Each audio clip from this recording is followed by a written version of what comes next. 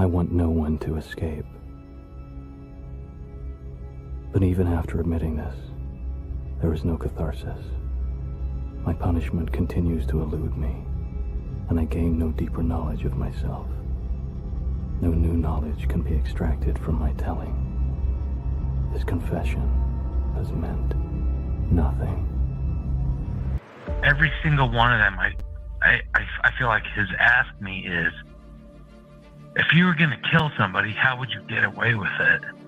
One of the most disturbing aspects of Bryan Kohberger's past is what he was studying, criminology, and who he was studying under at DeSales University in Pennsylvania. Dr. Catherine Ramsland, a serial killer expert who had a close relationship with serial killer BTK. Did your dad influence him? Did your dad talk to him? Like, was he studying my father outside of academics? His desire to dominate women because women had humiliated him, and his desire to be famous. So his fantasy life is what propelled him. He was thinking all about these things and imagining himself as one of those elite serial killers.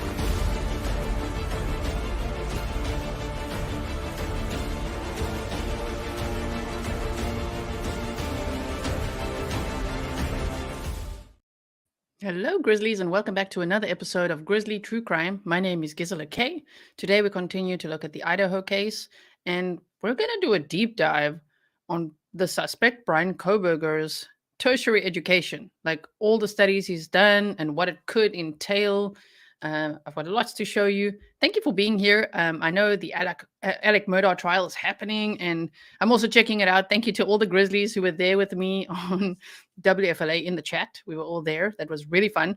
So let's get into this today. I'm very grateful that you're here, even if you are watching that.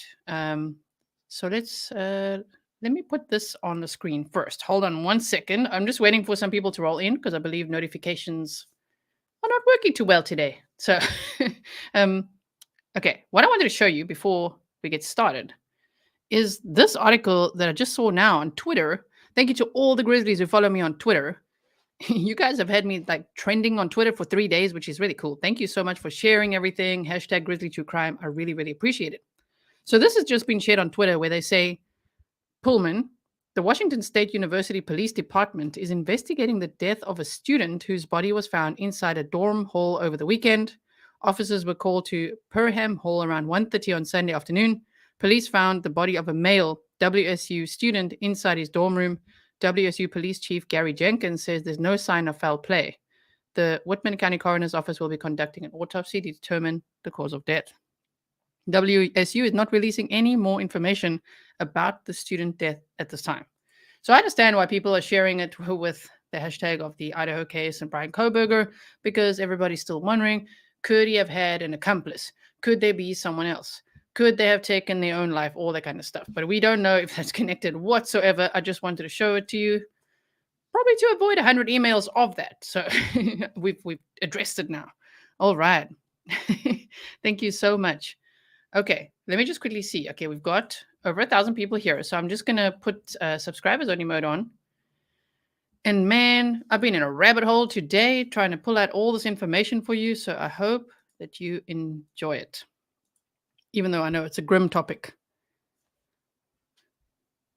Okay, you guys are saying interesting and wow. And you say, well, it wasn't Bryan. Exactly, it wasn't Bryan. It wasn't Bryan. But we just don't know what it was. Thank you, Deborah. Okay, I think a lot of you are here now, which is great. So, of course, I start my slide with the 4 victims in this case so that we always remember what this case is about. Maddie Mogan, Kaylee Consalves, Xana Kernodle, and Ethan Chapin. These are the 4 lives that were lost on November 13th, 2022. Horrible. In Moscow, Idaho. And the suspect's name is Bryan Kohberger. DM says, no foul play. Yeah.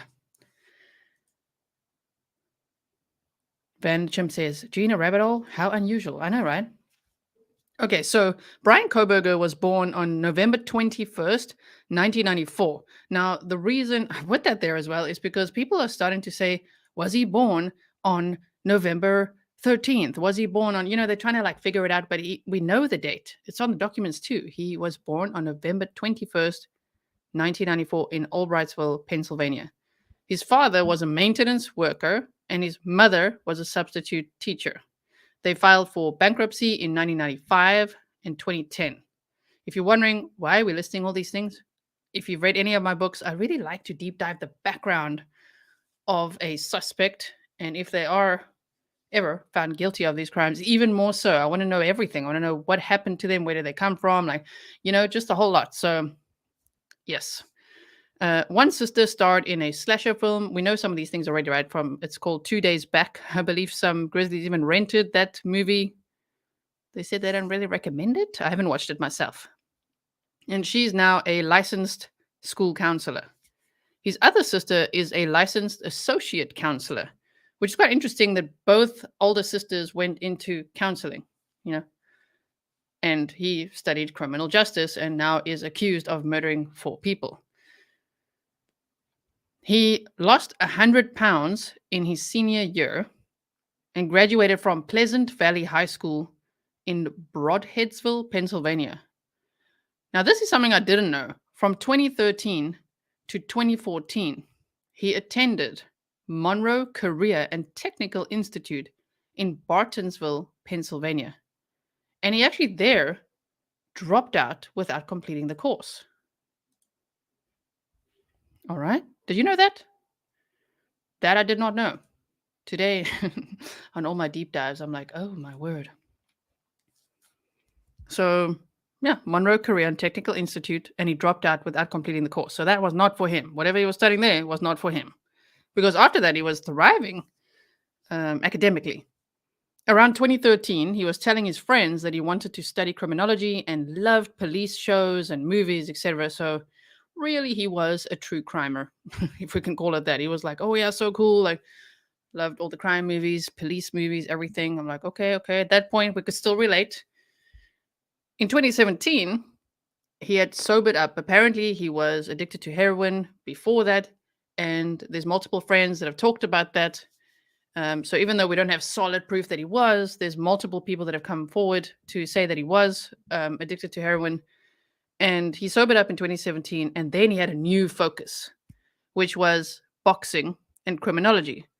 So, when John Kelly has been on the show, he's a criminal profiler and psychotherapist. And he will be back on the show again very soon, as will Sunny Slaughter. I know you guys loved it when Sunny was on the show too. 2 really great guests. So they'll be back soon sharing their expertise on this case and beyond. There's many cases to discuss, of course. But John Kelly always talks about killing, and especially serial killing, being an addiction. And if you think of Kohberger, one could say, he had weight problems when he was younger. And then he lost like 100 pounds, as they say, in his senior year. So one could speculate he may have had a form of food addiction and then heroin addiction. And then his new focus, obsession, possibly what I want to word it as his addiction, became criminology, boxing and criminology. So I think the boxing is also why his nose has that distinct shape. He could have broken his nose from the boxing, right? We don't know that for sure, but people have often asked about why does his nose look like that? It's probably from boxing. And I didn't also know that he is a registered libertarian voter. So, yes. Yes, Janet Murphy says trading addictions. Exactly. And it seems like everything he does is very radical. It's very black or white thinking, very radical, very immersive. Let's put it that way. So immersing himself, in whatever he was doing in high school, and then, I don't know, being like the chubby kid and then being bullied about it and girls throwing things at him, that would have definitely impacted him psychologically. And then heroin addiction, which can be, I'm just talking loosely, of course, a numbing behavior. But then after that, sobering up and be like, okay, criminology and boxing, that's what I'm doing. So, if you see where he grew up, they say he grew up in this Indian Mountain Lake private community. And there's 3,000 homes in this private community. It's like a gated community. Now I'm from South Africa and we have lots of those, but 3,000 homes in it, that's a huge gated community. My goodness. Yes, Karen says extremism. Exactly. Hyper focusing. You guys are right. The red stiletto. Yes, most people can't shake heroin once they start. Interesting that he was able to kick it. To me, that shows, not that we know, did he permanently kick it or not, but major mental strength if he did, just like that. Like, just decide, in his senior year in high school, okay, I'm going to kick this major addiction now and just focus on, really health, fitness, and criminology. Okay, by the way, in the corner there is a picture of him from high school, from the high school days. And you could see even just there, the transition, because people said he lost 100 pounds in his senior year. So you could see the transition there. So I'm guessing, all the bullying also got to him a lot. And oddly, from WSU students talking about him, they talk about him as this weird, like skinny guy, like he's this tall, weird, skinny guy. So that must also feel, I'm not trying to over empathize with him. I'm trying to understand the background, just FYI. But to think of him being bullied for being a chubby kid and then later being like, ooh, he's like this creepy, skinny guy, in his own mind, he must be like, why can I just never fit in? So whether I'm fat or whether I'm thin, whether I'm educated or not, like I just can't seem to fit in. That's what it seems like the problem is, right? Okay. Interesting. Oh, interesting. I didn't know that. On the case, Jeannie says he was studying like HVAC, the heating and ventilation, like his dad, huh? His dad is an HVAC guy. So, okay, at that Monroe, at that technical institute, let's go back a little bit. Monroe Career and Technical Institute. Oh, he was studying HVAC or HVAC, but heating, ventilation, and air conditioning. Wow. Same as dad. Exactly.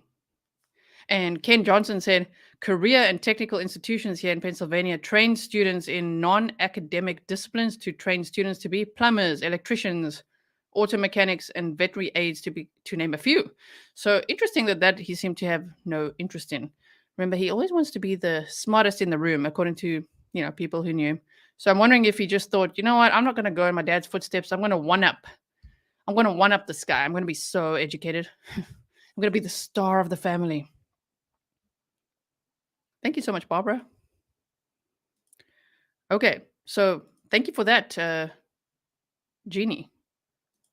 So let's go on here. You could see his pictures there. So here's some more pictures of him. The one on the right has only been found, I'm not going to say released, found today. It's been shared on Twitter. I first saw Ick and Mel share it and saying, is this real? I mean, to me, it looks real. It doesn't look photoshopped or anything like that. So that would be him. And I think they said it was dated from around 2016, something like that.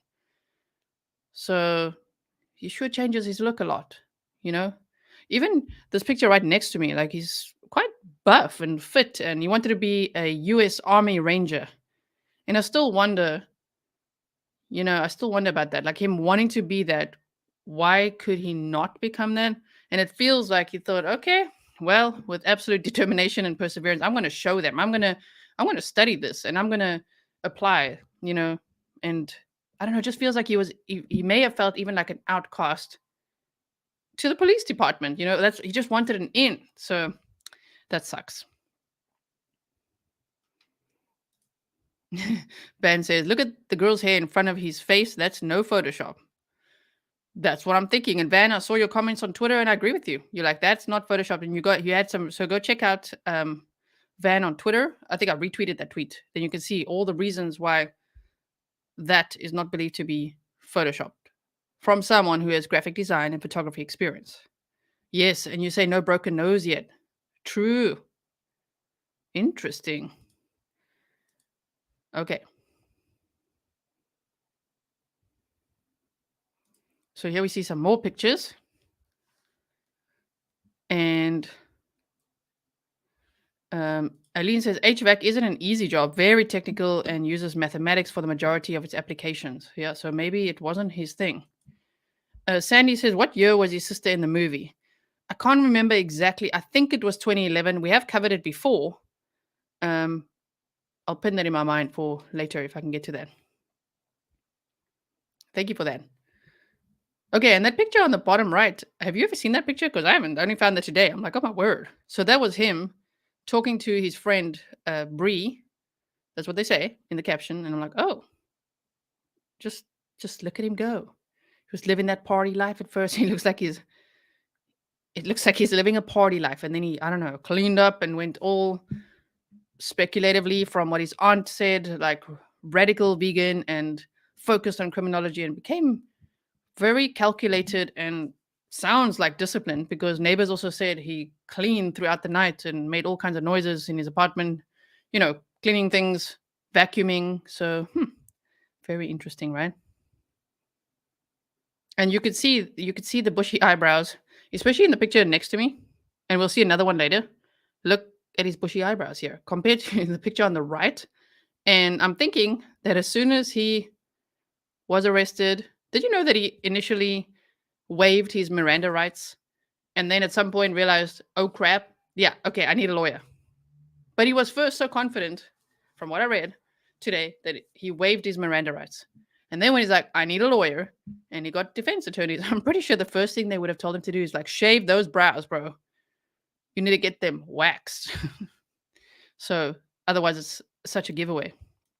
Even though you could see these pictures here, right? I think for the trial, his brows might be quite slim.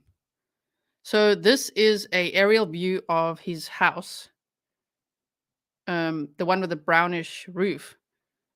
And the reason I also show it is because we know from the probable cause affidavit that he was carrying trash out in the middle of the night with surgical gloves and putting it in the neighbor's trash. So I wonder if he just like looped around, or if he went across the road, or like how far did he go to the neighbor's trash, with the police watching him. Wow. Van said the dude needs a lawnmower. Yes. So yeah, that's what he was hiding out, probably thinking, ooh, I'm still going to get away with this. I don't know. Because I did read again today, Jason Labar, his extradition attorney, said he was calm.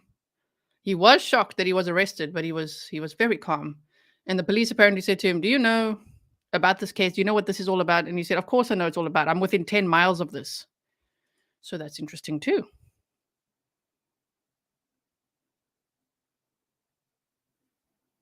Oh, interesting. Ava says, I wanted to point out that Skylar Niece was found stabbed in Pennsylvania. That's true. We looked at that case before, okay? That she was found stabbed in Pennsylvania by her best friends. Bryan would have been 19 at the time. Maybe this fascinated him. It could have, actually. It could have. I don't see the Elantra in these pictures. So are they old pictures, or is it in the garage somewhere? Okay, now let's deep dive his educational background. All right. Northampton Community College. In 2018, this I didn't know either, okay? In 2018, he earned an associate's degree in psychology and liberal arts from Northampton Community College in Bethlehem, Pennsylvania. He was a member of the, now please guys, you might have to correct me, but is it Psi Beta fraternity? The Psychology Major Honors Society, and was a peer supporter who was trained to provide mental health support to fellow students. Now, I don't mean to compare him to serial killers the whole time. I think he wanted to be one. That's why I think our minds go there. But that really reminds me of Ted Bundy. Like, I will help you. I can help your mental health. I can make pamphlets for you. Just like, oh man. He actually does look a lot like Ted Bundy as well when people do side-by-sides. Not that it's about how they look. But that was interesting to me. Like, damn. Associate's degree in psychology and liberal arts. Wow. He also made the Dean's List in 2018. I'll show it to you here. So I found Northampton Community College so that I can bring the receipts, And they say high achieving students make the list. May 31st, 2018. The following students have been named to the Dean's List for the spring semester at Northampton Community College. The honor is reserved for students who have completed a minimum of 6 credits and achieved at least a 3.5 grade point average on a 4.0 scale in the spring 2018 semester. The list includes, and they say Pennsylvania, so Albrightsville's here, and there's Bryan Kohberger's name. Okay, so he made the dean's list.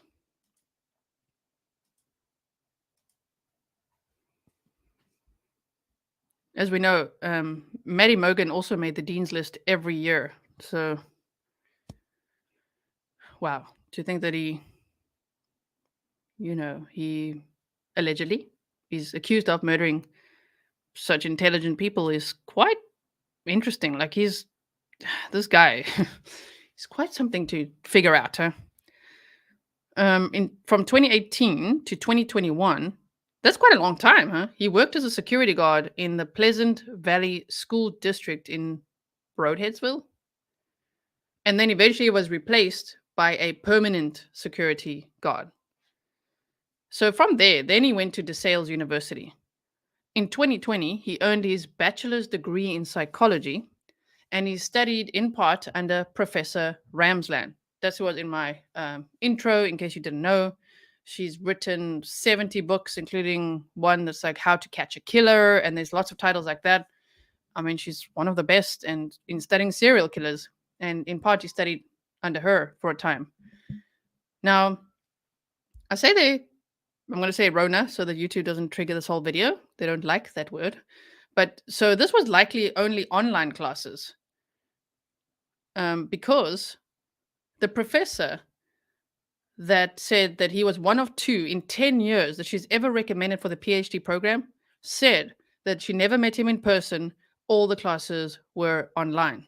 So just keeping that in mind for the timeline, because Rona started around January of 2020. So for that entire time, he could have been studying online. Now, in April of 2022, he communicated with the Pullman PD on email. So it's while he was still at DeSales University. And I'll show you that email right after this. In May of 2022, he posted his Reddit survey, which I'm pretty sure that you guys know all about by now, right? Do we have to go through it, or do you know it? And then in June of 2022, he earned his master's degree in criminal justice.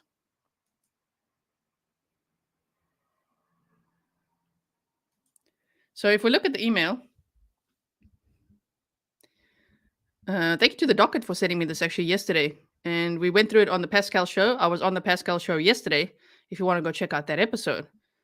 So Gary Jenkins, you see, that name is the same name, of course. It's nothing sinister. I'm not trying to connect dots where they shouldn't be connected. But you know that news article we just read of the WSU student found dead in their room? It's Gary Jenkins who commented on that case, right? That's let's just see it again. They say here, WSU police chief. Okay, that's why. Police chief Gary Jenkins says there's no sign of foul play. So if we go look here, Bryan had made contact with the police chief. Chief Jenkins, it was a great pleasure to meet with you today and share my thoughts and excitement regarding the research assistantship for public safety.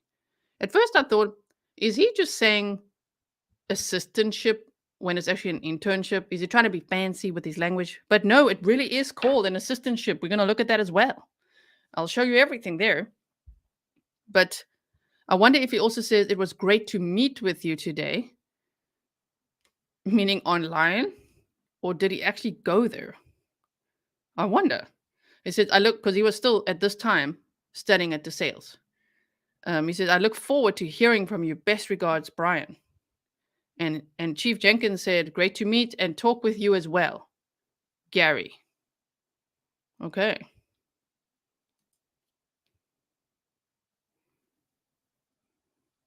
Now, WSU. Then he went after DeSales, graduated in June, and then in August of 2022. Remember, he got the phone. I think that was June 23rd, right? When he got this new AT&T phone. Then he went to WSU. So August 2022, he started the fall semester as a PhD criminal justice student. The semester was ending December 9th, and his extradition attorney said that him and his dad started the drive back to Pennsylvania sometime between December 13th and 16th, obviously, because they were stopped on December 15th, and his car was picked up on cameras on December 13th. So they probably did leave around the 13th, which makes sense as well, 4 days maybe after he was finishing that semester. He was also a teaching assistant in a criminal law class.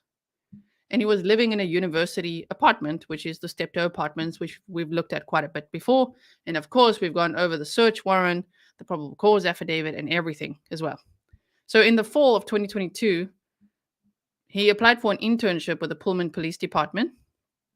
He wanted to assist rural law enforcement agencies with how to better collect and analyze technological data in public safety operations. They said he was more upbeat after the murders. So we'll get more into what students said and what professors said and all that. Now, on Friday, this is the DeSales University that put out a statement after the murders had occurred, and they said, on Friday, December 30th, DeSales University learned of the arrest of Bryan Kohberger in connection with the murder of 4 University of Idaho students. Kohberger received a bachelor's degree in 2020 and completed his graduate studies in June of 2022. We are devastated by the senseless tragedy. We also recognize the impact that this news can have on our community's well-being. DeSales has expanded counseling services for students, faculty, and staff. As a Catholic Salesian community, we extend deep sympathy and prayers to the families and friends of the victims. So this is a private, non-profit, higher education institution. So that is why they're saying as a Catholic Salesian community and all of that. Yes.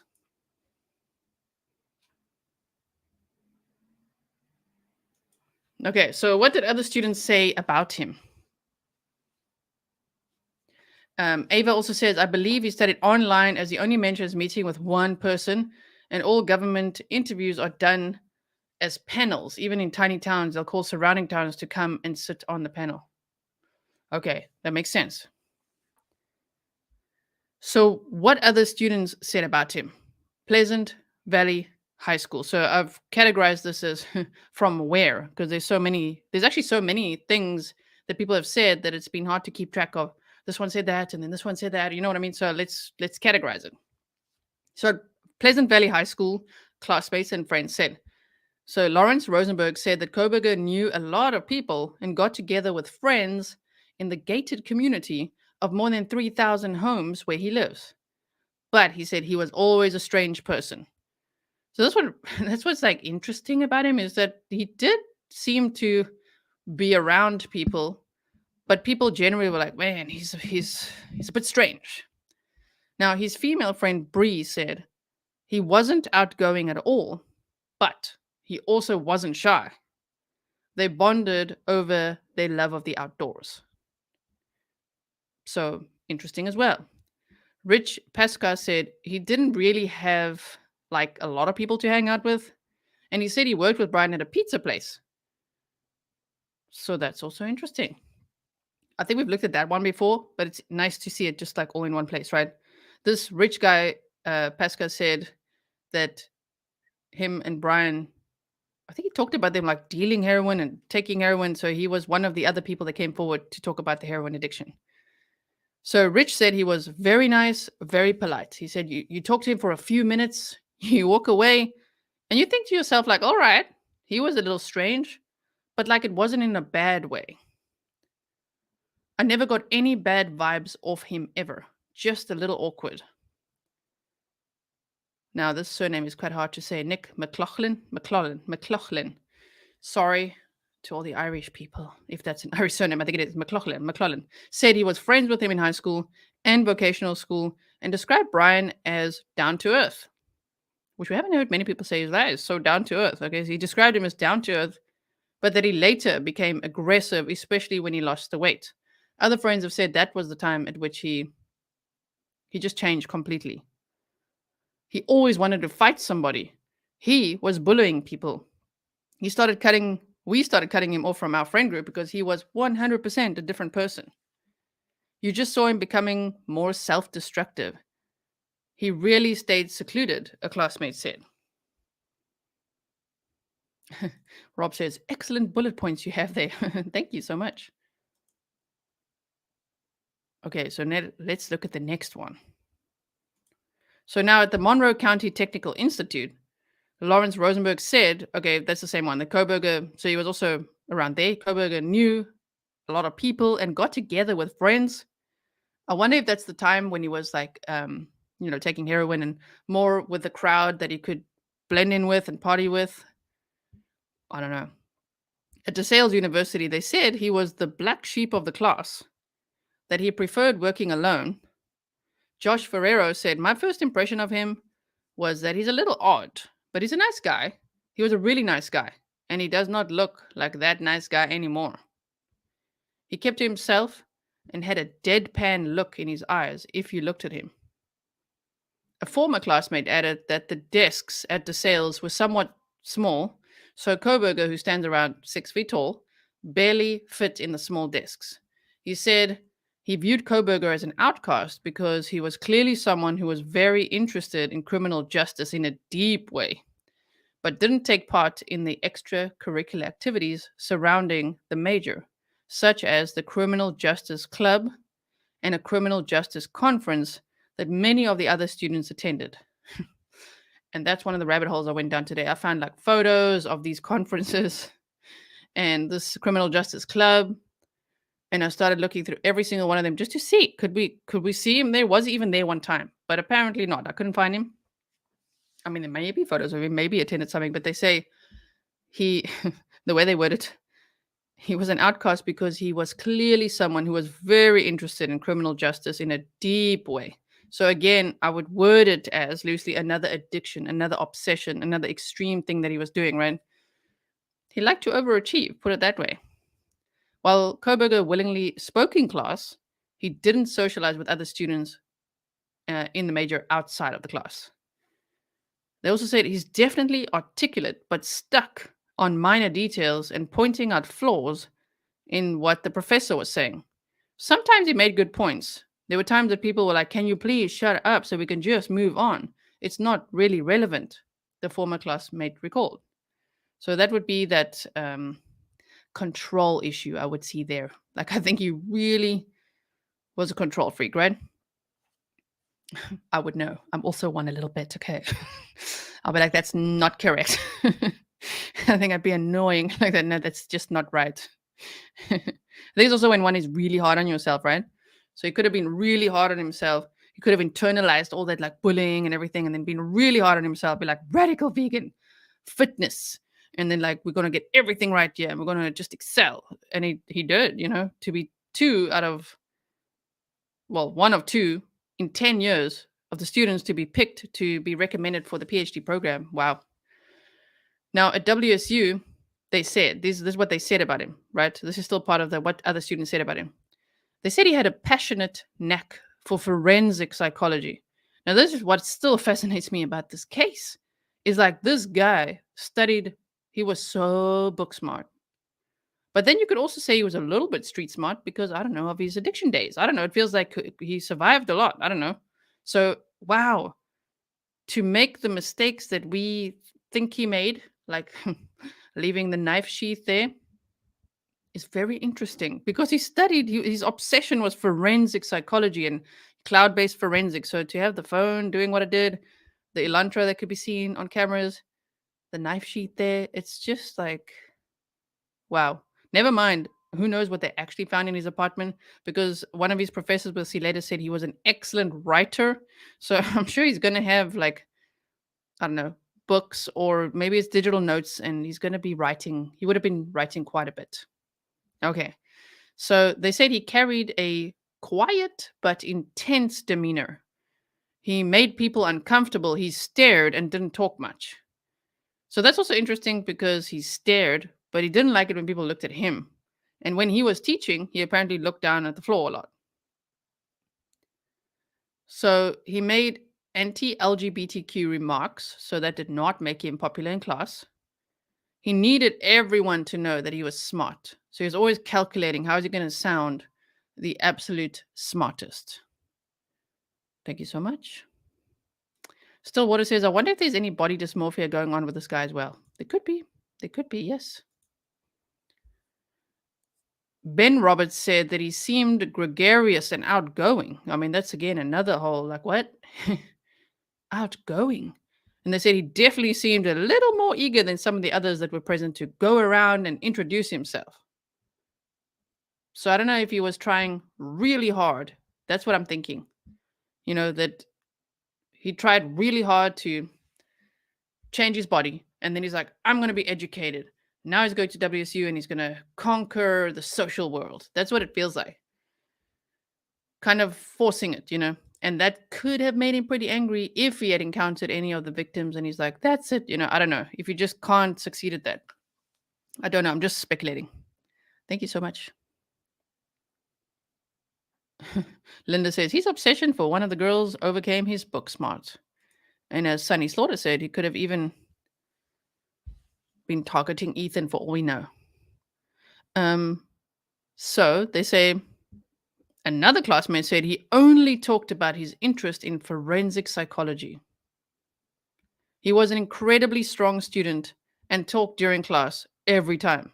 He sat front and center and was not hiding or talking back in the back or tucking back in the back. So he wasn't just the shy one in the back of the class. He was like up front. He's like, here I am, and I'm going to argue with the professors, and I'm very smart and a little bit aggressive, huh? And you could already see that, I guess, from the boxing days, from him becoming a bully himself, from him putting friends in high school, you know, wrestling with him, and to the point of unleashing some aggression, which made them uncomfortable, and they cut him out.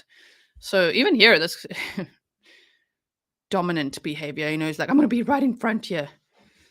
They say, but they noted that he became completely silent when the Idaho murders were discussed. So he'd like be very chatty and be able to talk about things unless they were talking about the Idaho murders. And they say he went very quiet and just observed.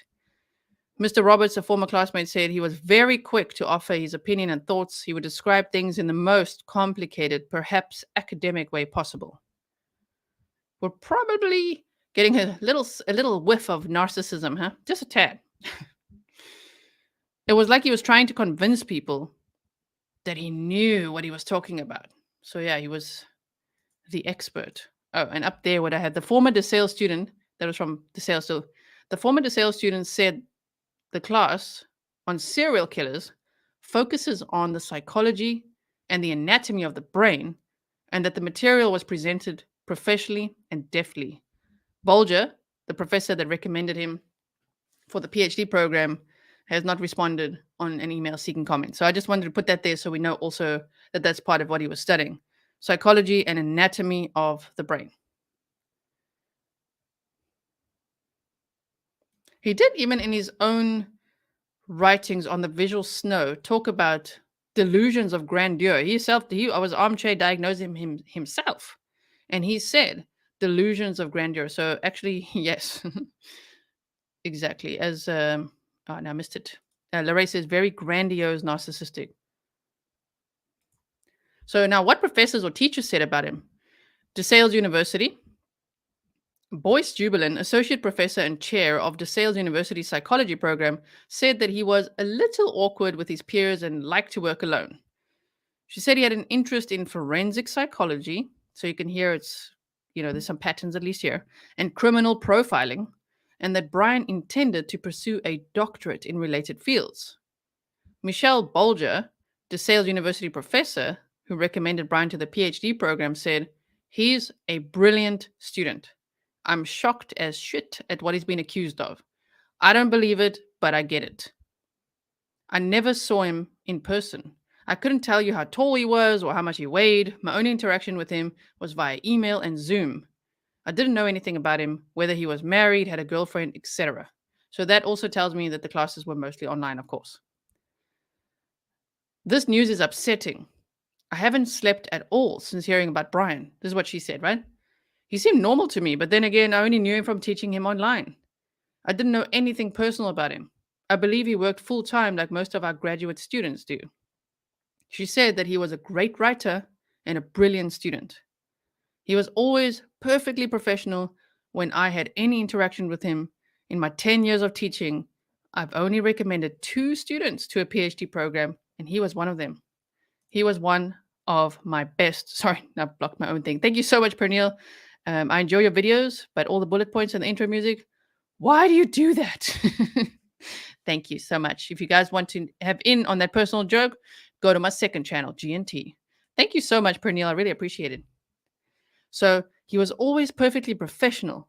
When I had any interactions with him in my 10 years of teaching, I've only recommended 2 in 10 years to a PhD program, right? And he was one of them. He was one of my best students. And then she says, ever. Everyone is in shock over this. That's why I'm thinking, is this like rage driven, or is he like an overachiever? He's like, you know what? I'm studying all this. I'm going to show all you mofos in class. You think I'm not an expert? I'm going to show. I don't know. Speculating motive, because it's just like, what? She said, I was one of the professors who helped Bryan with his proposal on his graduate thesis, his capstone project. He did put out a routine questionnaire for his thesis. It looks weird, I understand from the public view, but in criminology, it's normal. It's a criminology theory called script theory. It's a normal theory on how and why criminals commit their crime. Of course, we know that, right? With a hindsight, which is 2020, if they ask those questions that we already know about, I'm hoping you guys know because we've covered it before. Otherwise, we can go over a little bit again. But the thing is, with those questions he was asking, that's fine until he's accused of murdering 4 people. Then it's like, damn, if you look back, you're like, oh my word. So, like I say, watching The Exorcist is fine. But then you get Jeffrey Dahmer watching it and putting in yellow eye contact lenses. Yeah, that's a new level. You know what I mean? There's nothing wrong with the movie. It's what someone does with the movie. And here as well, it's like, whoa, those questions in hindsight are interesting. She says he did not end up using any of the data he gathered for his thesis, which is also interesting to me. I wonder how many people actually answered him, because I know he posted it again and again and again. So I wonder if that upset him too, if he didn't get lots of responses. But he didn't use any of the data he gathered for his thesis, but instead his graduate thesis was a narrative one based on the information due to time constraints. She actually went on maternity leave, and another professor took over when Bryan was completing his studies at DeSales. I wonder if that affected him at all. I'm not at all blaming her. I'm just wondering his psychology. Was he like maybe he really wanted to impress her so much, and then she went on maternity leave and someone else took over, and then he has to kind of start all over again to be, in the spotlight in his own mind. Okay, Mr. Kohberger was a quiet person. Okay, this is Brittany Slavin, who said, Mr. Kohberger was a quiet person who liked to work alone, but came across as smart, said Brittany Slavin, who took several classes with him at DeSales. She recalled an instance in one of Dr. Ramsland's classes when students were asked to look at photos of a crime scene and figure out what happened. She said Mr. Kohberger was quick to come up with ideas. Of course he was. Thank you so much, Jake Gannon. Really appreciate it. Okay, Rebel Red. If academics was the only thing he was consistently successful in, it seems like he made this his identity. Exactly, good point. All right. So if you heard that right, that she recalled in one of Dr. Ramsden's classes, when students were asked to look at photos of a crime scene and figure out what happened, he was very excited. He's coming up with all the ideas. And I'm going to show you the crime scene house from DeSales. It's like a house that they use as, a simulation. Very interesting as well. And we're going to look at the maps, and you're going to find that even more interesting. It might be nothing, but it's very interesting nonetheless. So just hang in there. We're almost done with this presentation. He seemed to show a particular interest in crime scenes and serial killers, Miss Slavin said. At the time, it seemed as if he was just a curious student. So if his questions felt odd, we didn't think too much of it because it fit our curriculum, she said. Very interesting, right? Oh, and this picture is of the professor who recommended him to the PhD program. Michelle Bulger, I believe her name is. Yes. Okay, so Bryan Kohberger, Psychology, Effort, Pennsylvania. This is, what they had up, I think, on the DeSales site. They say favorite memory or quote. And he quotes, it is the mark of an educated mind to be able to entertain a thought without accepting it, and he puts there Aristotle.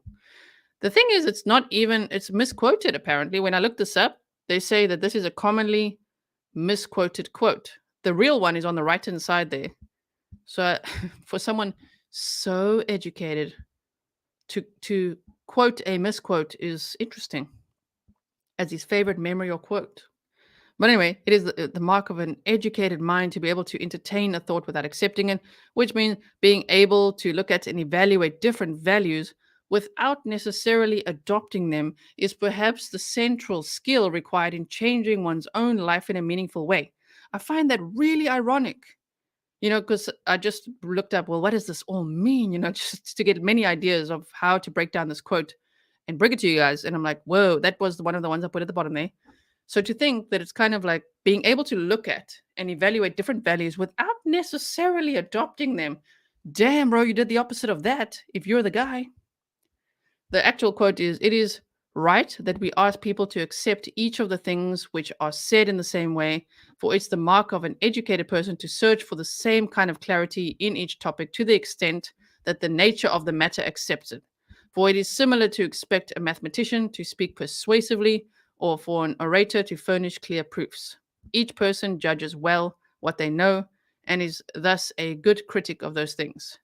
For each thing in specific, someone must be educated to be a critic." You see? To be a critic in general, one must be educated about everything.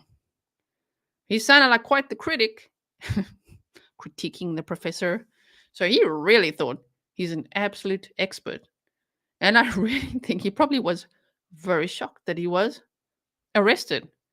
Still interesting, if true, when he says, was anyone else arrested? Is he copying Gacy? Does he actually mean it? We don't know. But like, whoa, to break down just this quote. You can look at it and evaluate it, but don't necessarily adopt it. Yes, it's changing one's life in a meaningful way. Yeah, okay. Mark of an educated mind. Well, then you shouldn't have maybe stepped into those shoes, huh? Lorraine says, only G would find a misquote. I love it. I always like to look for quotes, and if they're the actual quotes, it's my thing. Look at me critiquing him. I'm like, that is just not right. Okay. Another student said that Mr. Kohberger seemed interested in the thought processes of criminals while they committed crimes and less interested in the social factors that might lead people to do so, saying that he believed some people were just bound to break the law. That's interesting too. He believed some people were just bound to break the law. Okay. The fellow student who spoke on the condition of anonymity, that word is always anonymously. Okay. That word is my Achilles heel. Because he feared that speaking publicly could jeopardize his safety, described Mr. Kohberger as the black sheep of the class, often taking contrarian viewpoints and sometimes getting into arguments with his peers, particularly women. So really here the misogyny comes out big time, which could start leaning towards the incel stuff, right? If you guys ever want me to do a deep dive on the incel supreme gentleman leader, oh my gosh, ew. Just like supreme gentleman, no. But Elliot Roger, just let me know. The classmate recalled one instance in which Mr. Kohberger began explaining a somewhat elementary criminology concept to a fellow doctoral student, who then accused him of mansplaining. So it was obviously a female student, I would think. She then accused him of mansplaining. A heated back and forth ensued, and the doctoral student eventually stormed out of the classroom, he said. Damn, okay. They said he often cast his eyes down while addressing the students, giving the impression that he was uncomfortable. Mr. Kohberger was also a teaching assistant in criminal law class during the fall semester, said Hayden Stinchfield, 20, one of the students in that class. He said that Mr. Kohberger often cast his eyes down while addressing the students, giving the impression that he was uncomfortable. Students said Mr. Kohberger had a strong grasp of the subject matter, but was a harsh grader, giving extensive critiques of assignments and then defending the lower marks when students complained as a group. Later in the fall, roughly around the time of the killings, Mr. Stinchfield said Mr. Kohberger seemed to start giving better grades, and the assignments that once had his feedback scrawled across every paragraph began coming back clean. I wonder if he was this hard on others. I wonder if he was even harder on himself. I would speculate so. And if so, oh man, he must be going over it and over it and over it in his mind as he sits in jail right now. And it's a long wait before even that preliminary hearing, June 26th. Oh man, he's going to be sitting there for a while. I really hope that they keep him on suicide watch, because that's pretty high risk, in my opinion, for a guy like this. Because once he actually realizes, like, you really, really, if it's him, really messed up. Like, damn, you made like really rookie mistakes out of sheer possibly rage and arrogance. Terrible. Okay, and we're carrying on. Let's just see. I think there's one more slide. Okay, so the one more slide is, of course, from the search warrant, the unsealed search warrant. I went through it again. Was it yesterday? Yesterday. We did another 2-hour deep dive, uninterrupted read through of the 49-page unsealed search warrant, which includes statements that sound a lot like the probable cause affidavit, right? So we read that. But I have the 97 pages. And if some of you are like, why don't you read the rest? Just don't worry. We've read it before. This was just a second. It was a 2.0, okay? We read through everything before. So go and check out those live streams if you missed it. That one was just a little less interrupted. Now, they said that there's these Walmart tags and Dickies tags and all this kind of stuff. They found one black nitrile glove. It's nitrile, not nitrite, as they wrote. But the thing is, someone sent me this today where they said, you get these Dickies shoes as well at Walmart, and they also have that diamond pattern on the sole, much like Vans or Converse shoes. Vans and Converse have similar patterns. And here as well, the Dickies shoe is diamond shaped, I have this little bug who lives in my office. It's a stink bug. So if you see him on my hat, like yesterday when I was on the Pascal show, don't worry, it's not a bee. It's a stink bug. And his name is Freddy. Okay, so he's just walking on my computer now. Just hold on.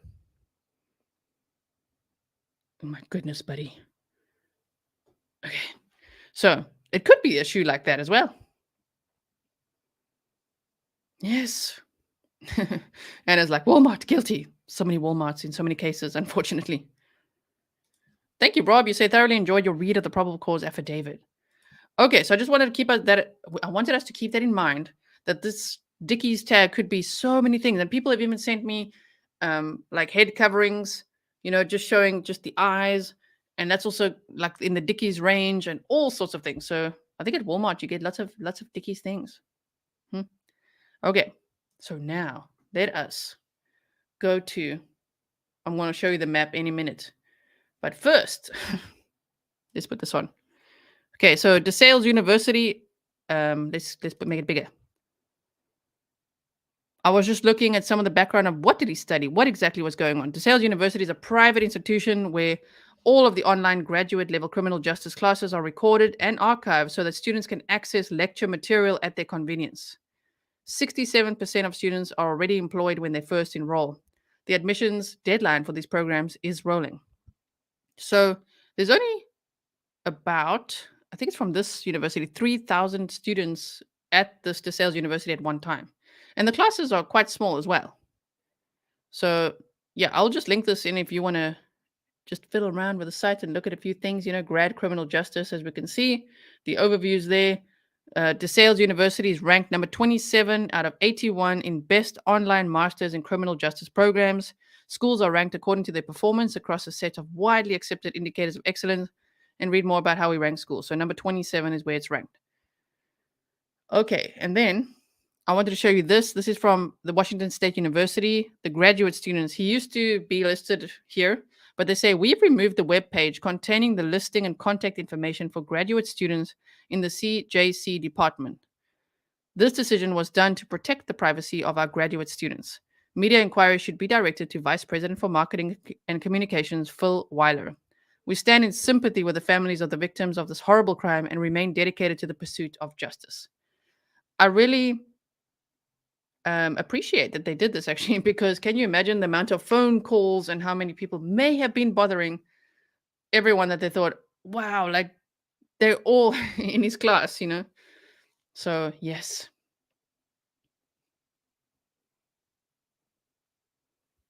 Yeah. Okay. So, doctorate level graduate research assistantship for public safety. This is what he was emailing about, this assistantship and all that, and being all excited. And it was part of his program to email the police department, I believe. I think that's part of what they do. So people are also saying it's not sinister or something. He was supposed to do that. Okay, so it's a research shows that suburban and rural criminal justice agencies are under-researched, staffed, and resourced. These agencies have considerable data that is underused because of issues in staffing, expertise, and time. Now, you can hear, why he would have emailed the Pullman PD, right? In response, the Department of Criminal Justice and Criminology, working with local public safety agencies, created 2 3-year graduate research assistantships with the city of Pullman and the city of Pasco. This unique program is a collaboration between the Department of Criminal Justice and Criminology, the graduate school, and the cities of Pullman and Pasco. The purpose of these positions is to support each agency through data management and analysis, and to position them for success when they seek external funding. The graduate research assistants work is, they work independently, so that's interesting too. The graduate research assistants work independently under the supervision of the Complex Social Interactions CSI Lab Director. Now, remember when they were like, no, he was not part of that. He didn't. I still wonder. I still do wonder if he was actually. You know, they could say, no, he wasn't. And maybe one day at the trial, we'll find out he actually was. Because if he did get that assistantship, which he sounded very excited for, and Chief Jenkins said he was very excited too. Great to meet you. If he got it, very interesting. Because they say, they work independently under the supervision of the CSI Lab Director. Each GRA, Graduate Research Assistant, coordinates activities with their respective police department, either Pullman or Pasco, and other stakeholders, including database design, management, and analysis of agency data, development of protocols for new data collection processes, report writing, identifying relevant funding opportunities, grant writing, and providing supervision and guidance to undergrad researcher assistants working in the Complex Social Interactions CSI Lab. Each GRA co-manages the CSI Lab. Each GRA co-manages the CSI Lab. Now, why am I going on about that?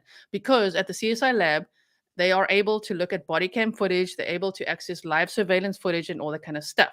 They get special, like the little fingerprint thing and the key cards and all that. And remember how they looked on the search warrant. They talk about getting all those devices and even ones that you can unlock with a fingerprint. And they talk about all this. So I'm like, imagine if he was like one of those that had the key, that had the fingerprint access, and maybe co-managed the CSI Lab. Maybe didn't access. Maybe they could say, no, he wasn't actually a student there. But if he was a GRA and co-managed it, he could access, for example, the body cams. Some people have even speculated, imagine if he called in the noise complaints just to observe, well, how quickly do the police respond? And one of those noise complaints, which I've got a case file for you on that. If you've missed it, it's in my video section. All the noise complaints, all in one. You can watch it without interruption. One of them was in the daytime, which is a little odd. You know, that I think people are allowed to make noise in the day, right? So I wonder if he had called it in. I don't know. Now that's pure speculation. It's also speculation if he worked at the CSI Lab, but if he did make this program, he would have. Okay. So I'm just going to continue reading here a little bit, and then for real, please stay here. You don't want to miss what I'm going to show you on the maps, because I find it very interesting. Okay. So the research for public safety fellowship and the knowledge I've gained through, these are just other people talking about it, right? So imagine if he was in it. The knowledge I have gained through my involvement with the Pullman Police Department is extremely unique and will undoubtedly serve as a benefit when I transition into my career. The practical experiences gained have clarified the type of career I will pursue and have shaped my trajectory as a researcher immensely. I've learned soft and hard skills throughout the process. the direct work conducted allow me to communicate with practitioners across different fields in criminal justice, and it has allowed me to contribute to efforts producing positive changes in the field within the Pullman Police Department. Remember, when he was young, he wanted to be a U.S. Army Ranger. For some reason, that didn't happen for him. So I think the next major fantasy wannabe could have been to work with police departments. And of course, he entered there quite cocky and said, I want to help you with this and this and this, like forensic type stuff. Okay, data analysis and collection. All right then. So through this process, I learned how to conduct a thorough evaluation and even more about the importance of incorporating qualitative elements in my research. I've been fortunate to aid the Pullman Police Department in other projects, including an evaluation of the suitability of red light camera systems, a research brief on best practices in responding to domestic violence, and the development of a police contact survey in collaboration with the Police Advisory Committee.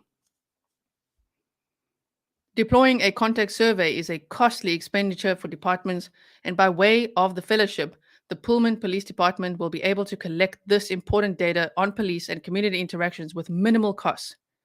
That is the cost of printing new business cards.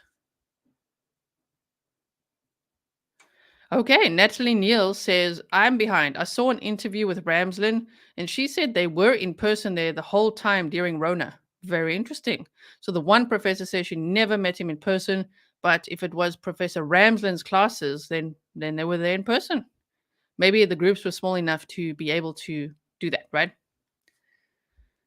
Okay, so then they say, I've been the manager of the CSI lab for the last 3 years. In this position, I've learned how to manage projects, from developing research questions that matter to the agency, to figuring out proper and effective data collection methods, to answer pressing questions to the agency.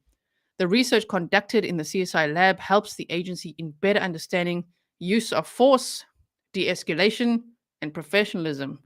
The Pullman Police Department is among the first agencies in the nation to integrate the analysis of body-worn camera footage into risk management and trainee processes. I manage 25 students each semester, and my skills as a leader and a teacher have improved greatly. This position and the work we've conducted with the Pullman Police Department has helped me understand the current challenges facing policing. Most importantly, and a benefit that only a fellowship of this sort can offer, is that I've learned about the experiences of officers and how research findings can be effectively translated into the working day-to-day operations of a police department. Recently, through assisting with the writing of COPS Office LEMHWA grant, I learned about the grant application process, as well as the process of accepting and carrying out a federal grant in a department. My gained experience in grant writing and evaluation while working closely with the Pullman Police Department is the type of work many PhD students strongly want, though are seldom able to acquire in their years of study. Right? I just really wonder. Lumberjacks is Pullman, Washington, and Pasco, Washington are over 100 miles apart. More like probably 120. Okay. Well, he'd emailed the Pullman PD, and he was right there. That's why we're looking at it, right? Okay, and we have one more little paragraph here, and then we're going to move on to the next thing. The fellowship position has allowed for a beneficial researcher-agency relationship to form between myself, Dr. Macon, and the Pullman Police Department. This type of partnership is invaluable. Now my voice is going away. Hold on.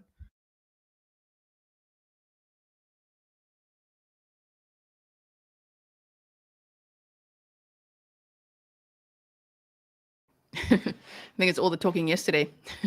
2 hours of document reading and then 2 hours on the Pascal show. Let's go. This type of partnership is invaluable, as it has allowed the opportunity to address the disconnect that we often see between academia and practitioners. Often, this is not something graduate students are able to experience and learn until they are working in the field. Frequently, and prominent as of lately, there's a concern among police that researchers may seek out opportunities to portray the law enforcement profession in a negative light. I believe being able to highlight the experiences of officers in my research is more important than ever.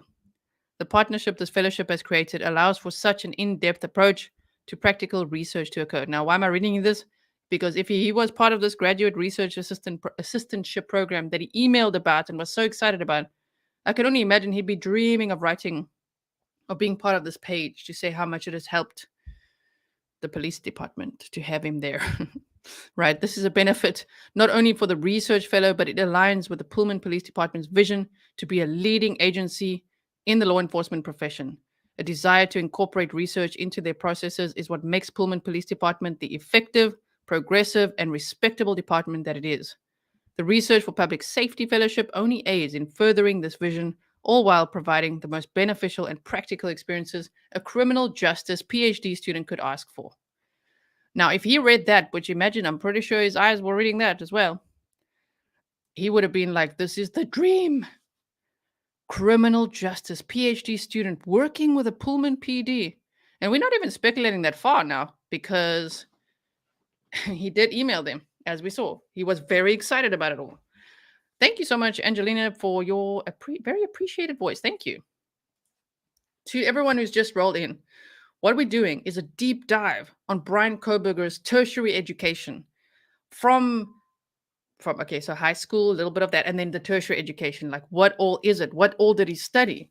Because it's mind-boggling that someone who studied all this would leave the knife sheath there. If it wasn't for that knife sheath, do you think he would be caught? Because I'm thinking not. Depending on what else they have, though. Depending. I think that knife sheath is quite the giveaway. However, maybe he really wanted to leave it there to, I don't know, as like staging it somehow and thinking, haha, I'm going to lead them astray. I'm going to make them think it is a Marine. You know, the USMC insignia was on it. He's like, they're going to go look for 22,000 Elantras and they're going to narrow it down to Marines. So he may have underestimated the PD. Okay, so we looked at that. Now, look at this. Criminal justice, 5-year bachelor's to master's. This is what he would have been doing, of course. So, crime scene house. That's what I want to show you now. Oh, my word. Wait for it. Okay, it's nothing sinister. Don't worry. Just I want to show you the maps, then you'll see, like, what? Learning the ropes. High school students get special peek inside crime scene house. Okay, so they say prospective students recently received a crash course in crime scene investigations. Criminal justice faculty members hosted a mock crime scene event in February for 24 high school students at the university's crime scene house. Students were divided into 4 teams: interview, evidence collection, sketch, and evidence processing to investigate a mock homicide. They were tasked with collecting evidence and piecing together the crime. These students had to work together collaboratively to solve this crime, says Jennifer Moore, professor and chair of the criminal justice major. They were very engaged and tried to investigate the case from different angles. David Sape, an instructor and retired Pennsylvania state trooper, also gave the students a fingerprint demonstration showing them how to lift prints off of glassware. Current DeSales students also participated in the event, role-playing and supervising the younger students. The university's crime scene house is used for criminal justice, homeland security, political science, psychology, and law, and society majors to simulate emergencies, national disasters, crime scenes, and courtrooms. Now, why is this little house interesting? So, you guys, this was me in the rabbit hole, looking at the crime scene house and like, where is it? And look at it. It's on Taylor Drive. Does that sound familiar to you at all? We're going to look at that on the map, okay? But here's the crime scene house. They say, in a sleepy stone house on a quiet rural street just south of campus, DeSales criminal justice students are about to walk into a murder scene or a terrorist threat or a national disaster. Let's read it from here. Okay, is it all there? Wait. Yeah.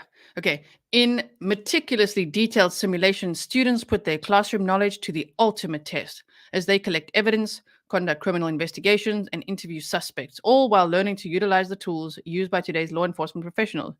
And I have no doubt, because he was a graduate, he had a degree in criminal justice from DeSales, that he would have gone to this house. He would have been in this house doing this thing, right? Because that's part of the program. In addition to, so they say students have the chance to execute search warrants, collect forensic evidence like fingerprints, and practice crime scene photography. In addition to criminal justice, the crime scene house is used for homeland security, political science, and law and society to simulate emergencies, national disasters, crime scenes, and courtrooms. It features multiple rooms to create a variety of different scenarios, and there's a state-of-the-art classroom too, so professors can teach directly on site. We're very excited to have a mock crime scene house here at DeSales University, said Joe Walsh, instructor of computer science and criminal justice and director of the Master of Arts Criminal Justice MACJ program. It gives our students hands-on practical experience in investigating criminal activity.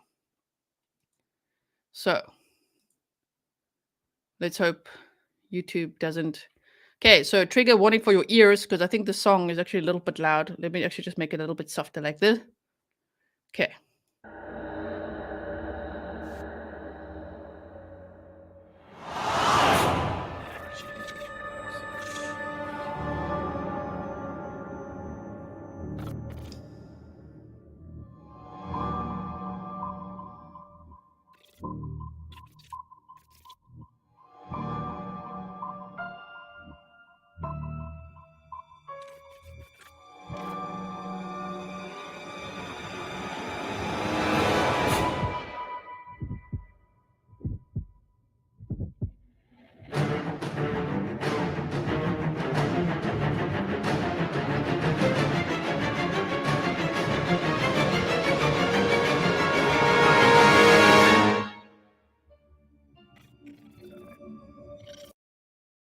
Okay, so that's the house, and there's actually an entire playlist, which I think I have it here, of criminal justice program at DeSales University, which I'll link for you with a timestamp as well.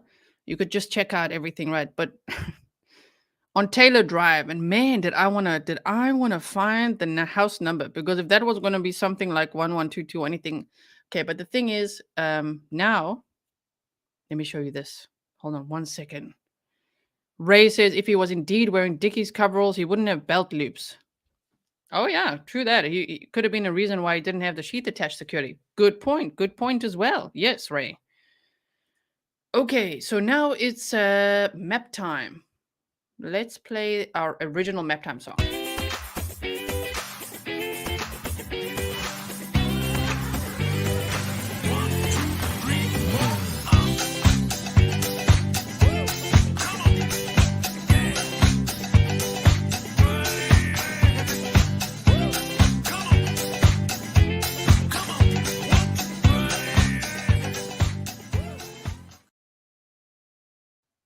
Okay, so as we know, 1122 King Road is where the murders occurred. And so I was like, Taylor Avenue, Taylor Drive, I remember that. Like, what's that about? So I just thought with how he was, the little bit we know about him, if he is in fact the guy, because he's innocent or proven guilty in a court of law, I'm like, sometimes people have patterns, you know what I mean? Like the way they drive or where they go. Maybe when he moved all the way across there, everything he'd learned at DeSales, he's like, aha, what I'm going to do is, I don't know, find a house that kind of is everything that he's visualized and studied and everything, right? So 1122 King Road's there. And then there's Taylor Avenue. Okay. Taylor Avenue. And the university is right there. So just out of interest sake, I went to Taylor Drive, and it's very similar looking, meaning, is it this one? Wait. Oh yeah. Sorry. The reason it's showing that is because I was looking at his house. So let's quickly, I'll just show you like this. I'll zoom out. I was just like, how far away did this guy live from DeSales? Quite far. An hour and 5 minutes away. Okay. But if we go there, so let's just take this out. And if we look at it like this, then I'm like, here's Taylor Drive. And now there's no road like this cutting through in the same pattern, for example. But here's Taylor Drive. And here's the university, DeSales University. It's just, I know it was the University of Idaho and then 1122 King Road. So it's not the university that he was at. But I don't know, man. I just thought it was interesting. Maybe it means nothing. But did I also drive? Yes, I did. I drove all the way up and down this Taylor Drive until I found the actual house, which is 2721. So it's not 1122 or 2211 or anything like this. 2721 Taylor Drive is where this crime scene house is, which he would have gone to simulate all the crime scenes and all that. It's part of his studies. The reason I think about it is because it seems like he lives in his head, like he may be very fantasy based and all that. And so I just wanted to see, like, does the house even look similar? Not really. I wouldn't say. Not really. Right? But yeah, I finally found the house by driving this whole street. So the rabbit hole I was in, you guys, I was buckling up and driving up and down here myself to be like, where is it? Where is this freaking house? So this is it. This is the house.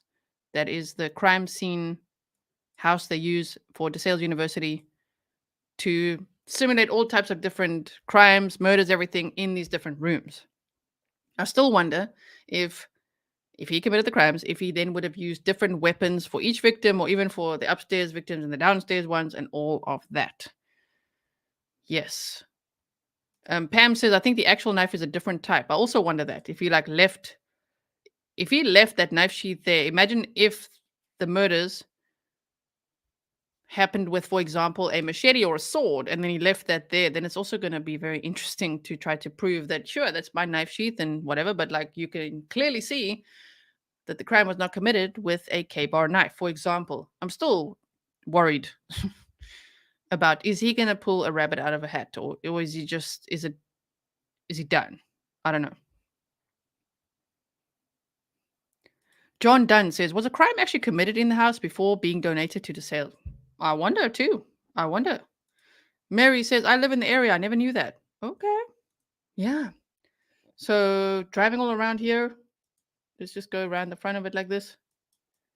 There's the house where this is the crime scene house. Okay. So I don't know if you guys see what I see. If he is in any way, if he does suffer from OCD in any way, if sometimes there could be patterns like the 1122, the 1122, and all of that, right? Then 1 victim, survivors, right? And then 2. You know what I mean? Like you just don't know if there's patterns things. So I just wanted to like compare the maps and just see. So if you could see King Road is here. So I literally, what I was doing is like, okay, so he drives, he turns right again, left. So then I'm over here. I'm like, okay, so he goes out of here. He turns right, but then he turns left and then left again. So it's not far off, especially if you do this. If you put the house like this, a different orientation, not facing north. So 2721 Taylor Drive is here and the university is over here. Then it could be a bit of a mirror image of this where the house is here and the university is right here, right? See what I mean? I mean, here's also this like, you know what I mean? It might be nothing, but I just found it interesting with Taylor Avenue and Taylor Drive and all that. Let me know what you think. Either way, I like this to be orientated north. There you go. So he would have been at DeSales University, as we know, and we've gone over that whole history of how long he was there and what he studied. And then likely, I don't know how many times they would go there either. Is it like, do they go there once? Do they go there many times? I'm not too sure. If you know, let me know. So that's what they do. Learning the ropes. High school students get special peak, but actually it's also, this is one article about it, but students that are studying there at DeSales get to go there. The crime scene house in a sleepy stone house on a quiet rural street just south of campus. DeSales criminal justice students are about to walk into a murder scene or a terrorist threat or national disaster. Okay, so these are some of the photos I was going over a lot. They say Criminal Justice Association, which that other guy said he did not, Kohberger did not participate in this type of stuff. The conferences and, the fun events outside of the studies. The Criminal Justice Association is a student organization open to all majors which focuses on networking, hosting, and attending events related to the criminal justice field.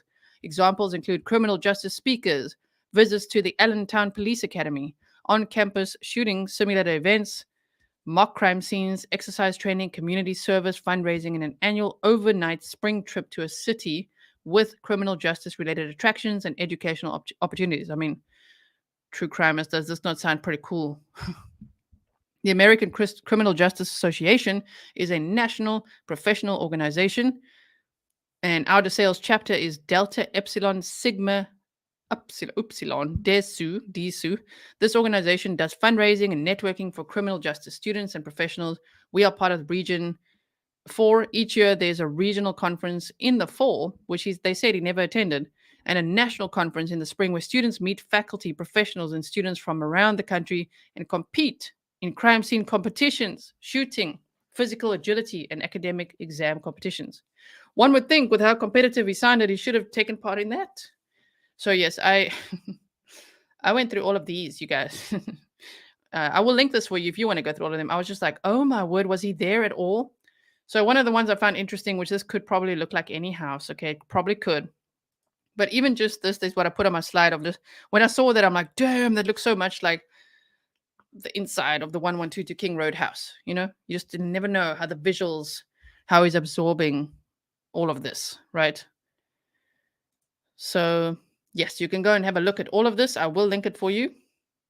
And here as well, our faculty, you can see this is the PhD associate professor who recommended him for the PhD program. 2 students she recommended in 10 years. He was one of them. We've got Catherine Ramsland here. We've spoken about her extensively as well and her books and things like that. So check out that episode if you missed it. Assistant Provost Professor. We've got Joseph Walsh as well. And all these other ones, we saw her on another slide. So Kohberger probably would have been studying under them, right? So yes. I'm just looking at what you guys are saying. Justin says, Grizzly, you're a saint. Thank you for your coverage. Oh, thank you so much. Vanderchimp, no rabbit hole left unchecked here. Yeah, to pluck myself out so that I'm like, am I actually going to go live at some point? You know, am I actually going to? Oh yeah, I want to show you that one as well, actually. This is on Iked Mel's channel. Bryan Kohberger, barber or hairstylist, comes forward. Look at this one. Here's Iked Mel. So you hear him talking a little bit too. But here you can hear Kohberger's voice. Bryan Kohberger was one of my regulars. Ooh. I've been cutting his hair since July. What? And the first time I was ever contacted by Bryan was through voicemail. Hi, my name is Bryan. Would you be able to give me a haircut tomorrow by any chance? My last appointment with him was December 2nd at 1:45 p.m. After the murders? It's crazy to find out I interacted with this person. I touched this person's hair. I made this person look and feel good about themselves. I saw his mugshot and just about fell on the floor. Okay, so I will link that as well for you. Bryan Kohberger. So you heard his voice, right? I'm going to link it. So if you want to listen to it again and again, you can go check it out. It's from I think this was from the ABC 2020 documentary. And I'm glad that Iked Mel clipped this because, man, watching that documentary, which is hard to do from the Netherlands, you're going to need some links, you know what I mean? And there was so many ads in between and things like that. I'm like, damn it, I'm used to YouTube Premium. I can't stand ads. So this was really great to see that. Let's see this one again. Oh, and also here is what I mean. This is that virtual tour. If you haven't seen this before, I'm going to link this too because, damn, like this person, HUUX, okay, he's also on Twitter. The virtual tour that he made of this house, the 1122 King Road, is really incredible, and he updates it all the time with things like this. Like if you go down to floor 2, yes, and this would be DM's room. And if you, for instance, wait, I'm just trying to navigate this. Like click on this photo, right, kitchen photo, then he'll show, like pull up the kitchen photo, so you can see everything like that. It's really, really good. And yes, I believe go to the living room. I'm talking about even these types of stairs. It just looks so much like that, you know, simulation, which I know lots of stairs will look like that, as I say. Thank you so much. Coffee Bar Lady says, this thesis wasn't put out the month before he graduated. I thought it would take a year or so for this research. Right? And I was wondering if you guys are going to say that, yeah. Anonymity. I have to practice that one a lot. That word always gets me on back. And then yeah. Can you spend an extra 2 hours on my eyebrows? I missed a comment now that I wanted to read out, but sorry, it's like it's gone now. But here, there's also these like living room pictures. So there's one like that. And there's also here's the good vibes sign. So if he was walking, because by the probable cause affidavit, which, you know, there's probably more information there. But it seems like he went upstairs first and then came down here and went into Xana's room over here and came back this way and walked like this. And so DM said that she saw him walking towards her and was in a frozen shock phase and then locked herself in the room. Now, I do also want to say, what if he was like pacing in a way and she thought, oh crap, like frozen shock phase while he's walking toward her? You know, I don't know. A lot of people imagine like, wow, she's frozen and shocked while he's just walking past her. Maybe he didn't see her, but imagine if he did. And he's like walking towards her. She would be like, whoa, like this guy's got the energy. He must have had the vibe, you know, just so scary. But the bushy eyebrows would have then been probably seen, especially with this good vibe sign, lighting that up, you know, lighting his face up a bit. So anyway, walking this way and then going out the sliding door. Thank you so much. That one, Richard. Anonymity. See an anemone. Okay, so go to this site if you want to. If you haven't ever seen this, go here. I'll link it for you, and you can click on things and see pictures of things. You can even, I think you can go in the rooms as well like this, and look around and get a good idea. I like that we can actually move, you know, the mouse cursor and see things. Like if you go like this, here's a picture of the bedroom, so you can get a good idea of what it looked like. So there's that as well. And then someone sent me this. So sorry if Elliot Roger is triggering in any way right now. I would love to do a deep dive on him sometime. But they say, I tried to find an incel to date and it was harder than you think. Now, the reason I'm bringing this up now is because there's speculation that it could have been Kohberger that wrote something here. So let's just see what it says. It says, could you ever date an incel? You know, the men on the internet who claim to be involuntary celibate. I never considered that some woman might answer yes to that question, but that was before I saw Date an Incel, a self-proclaimed online matchmaking service that says its purpose is to connect members of the minority group with true love.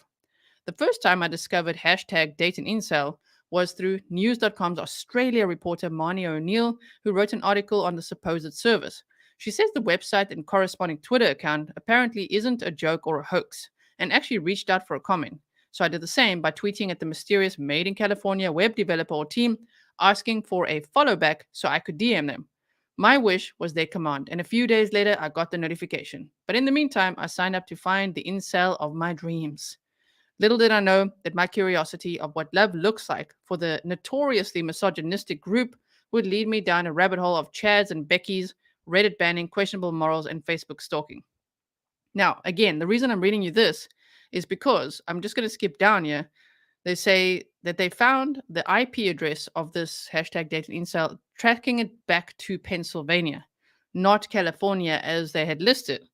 So that's what's interesting. Imagine if it was actually someone like Bryan or Bryan himself running a group like this, because he does seem like, from everything we learned today, a bit of a misogynist, right?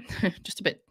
First things first, I'm not actually interested in dating an incel. I don't relish the thought of talking to someone who blames women for his inability to find a partner. Plus, I already have a girlfriend who would be pretty offended if I filled this form out seriously. But I had an ulterior motive. I wanted to understand how incels who typically blame women for their inceldom could still be interested in dating someone from a group they resent so much. Okay, so they're talking about the IP address. I just want to get to it. So they played Stacy. Here we go. With the Mission Impossible theme playing in my head, I successfully tracked down hashtag Date an Incel's IP address using my IMAX ping function. It showed me that the owner's location was in a small Pennsylvania town, not California like the website claimed. I won't share the details of what I was able to find with real estate websites and Facebook's advanced search settings, but I have reason to believe that the creator of hashtag Date an Incel is a 20-something college graduate living in the Keystone State. I shot him a Facebook message along the lines of, sorry to bother, but would you happen to own an incel dating website domain? I never heard back, so I moved on to my next target. Interesting, right? Damn. Imagine if he wanted to be the next, I don't know, incel leader, you know, seeing as Elliot Rogers is no longer with us. You just never know. You just never know. James, like the incel of your dreams. So here as well, criminal justice program, DeSales University. Of course, there's also lots of Professor Ramsland. You know, there's lots of documentaries and videos and things to look at on YouTube. But here's the crime scene house, right? DeSales University offers Act 120 Police Academy training, criminal justice at DeSales University. You could see it there as well. Mock investigations, the forensics and criminal investigation class processes, a mock crime scene. We'll look at that now. Thank you so much. Master of Arts in Criminal Justice at DeSales University. And there's so many videos here. Okay, so let's just look at... Wait, which one did I... It was this one I want to show you. Thinking about a career in law enforcement, or if you're in law enforcement, then check us out. At DeSales University, we have a Master's of Arts in Criminal Justice, and it has several components to it. The traditional in-classroom master's program. Digital forensics is an emerging field in law enforcement. Digital evidence, media that may have evidentiary or probative value. Computers, cell phones, evidence that might be found on those types of media. And then examine those pieces of evidence or those devices in a forensically sound manner. Another track we have is investigative forensics, study of criminology, theory and practice, forensic toxicology, and then also looking at the behavioral aspects within criminal justice. Often people think of behavioral analysis unit, FBI Quantico, right? Popular shows like Criminal Minds. Why do they do it? Who is it that does it? So it's an in-depth look at the behavior behind certain types of crimes. You're getting practical instruction from people that are either currently in the fields that you desire to be in, or from people that have been in the field previously. The experience that they bring from the field into the classroom. There's a very specific inherent value in learning from someone who's still doing the work. DeSales gave me the tools to figure out who I can be and who I want to be. And I think that if I was in a different situation, maybe at a different college, I don't necessarily know that I would have had those same opportunities. So I'm certainly grateful for that. Okay, so very interesting as well. There's a comment. Holly says, I find it hard to believe that BK was an incel. Seems he interacted with a lot of people. He's not bad looking on the outside either, just inside. Right? One could sort of say the same about Elliot Rodger though, right? I'm just saying, like, I also, but I feel like you when I'm like, I don't know, this guy's quite a dark horse. You just don't know. Like, what is his dating history? If he has one. I don't know. I don't know if he is one or isn't one. I would almost lean towards him not being one, but yet everything we hear from classmates and just from texting that girl that went on a date with him saying you have great birthing hips, you know, like that type of stuff is, could be great looking, you could be educated and all that, but maybe just really not be able to get a girlfriend. We don't know that though, but it's interesting nonetheless to think about the possibility, right? Okay, so there's that one, and I think there's just one more, and then I'm done. Where was that one? Criminal justice, mock investigation. Yeah, this. Oh, wait for it. I clicked on the wrong one there. Go back to the playlist, people. Okay. Like this. There was 4 purchases on his credit card that he didn't do the transaction, so we traced the IP address, and we believe that it's a classic case of identity theft here. Put the siren on.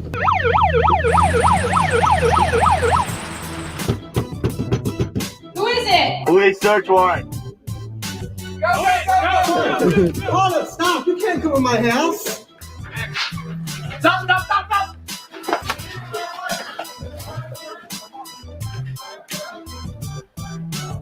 We're here because we traced the IP to your house, and we're just trying to get to the bottom of where these purchases came from. We have one. I'm just gonna pause it because that music it's probably gonna get me a copyright claim there. But anyway, Fofa Cat says he did not get that research assistant position. 2 women were awarded the 2 fellowships. That could have added to the resentment of women. Oh my word. See, we don't know that. I love it when you guys in chat, when you know things and you tell me things, I love it. So please do email me things like that. Very interesting. That definitely could have added to his resentment of women. The mansplaining that they described earlier, right? One of the stolen items that the suspect purchased, we've recovered. He purchased his stuff online, but he doesn't remember what he left. Do you own a laptop at all? I own them, yeah. You know where the gift card is that we found? It's in the kitchen. So let's check that amount, see if it matches, and then see if we have any other stolen items. You admit to swiping their credit cards and stealing the credit card numbers and using that to fund your gambling addiction? So what if I rip off the credit card companies? Mr. Jeff Thompson, you are under arrest. Can't pull anything over you guys. Don't tell him anything. Don't tell him nothing. Okay, so yeah, he would have been part of all these classes and cool activities, which again, I would say, I don't know, don't all of us want to be part of this a little bit? True crime. Like what? What are we doing today? It looks kind of fun, and learning all the stuff. But for him, I don't know. If he did commit these murders, damn, he took it a step way too far, of course. He's just like, I'm going to be, I don't know what, feared, powerful, and never caught. But then like within 47 days, you got caught, bro. Imagine it. Okay, everyone. So that is what I have for you today. I just want to again show this picture because there you can really see the bushy eyebrows. I forgot to say that at this picture's point. You see that? Damn. So yeah, you can only imagine why they're all trimmed now. From when we saw him in court, they're a little bit trimmed now. It makes sense. The defense will be like, bro, you're going to have to trim those things because it's dead giveaway, that. So I really hope you enjoyed today's episode, the deep dive into his tertiary education, the Maptime. Let me know what you think. Can't wait to read your comments below. Please do like the video, share it. If you share it on Twitter, hashtag Idaho 4. They're still using Idaho 4. I know some people don't like it that it's called the Idaho 4, but that is how it's being categorized. Idaho 4, Idaho homicides, Idaho students. Those are ones you can use. They are also using hashtag Bryan Kohberger, so it's all categorized in what's news for Bryan Kohberger, of course. And also, please use hashtag Grizzly True Crime because you guys have had me trending on Twitter for the last 3 days, which is great. Thank you so much. We've got a really cool Grizzly gang on Twitter. Lots of Grizzlies have made it over there, and that is where all the breaking news is. So also, thank you so much, Lollipop. I really appreciate that. Thanks to everyone who watched my Alec Murdaugh trial prep episode. I worked hard on it to make sure that you know exactly what to expect now for the trial, so you know who's who and what is this case all about, because it is pretty complicated. Oh my word, that case is like, it's a very busy, where he's facing a lot of charges, and I think it's going to be a very interesting trial. Today was jury selection, and then this could go on all week, really. The opening statements might be midweek. It might be at the end of the week. We shall see. I'm not going to be covering the trial on a daily basis, but if there's interesting things to bring to you, of course I will. There's also some Delphi information, by the way, updates where they've picked the 2 counties where the jury can be chosen from. So I'll update you with that soon as well. Thank you so much, Carmen. Really appreciate it. And I will see you all in the next one. Thanks, mods, patrons. Really appreciate all your support so much. Like, oh my word, you help me know that I'm supported while deep diving all day. Thanks to all the members as well. And old subscribers, new subscribers, thank you so much for being here. Let me quickly turn slow mode off. I always like to do that for the outro so you guys can just type away, type wildly. And I'll see you in the next one. Bye.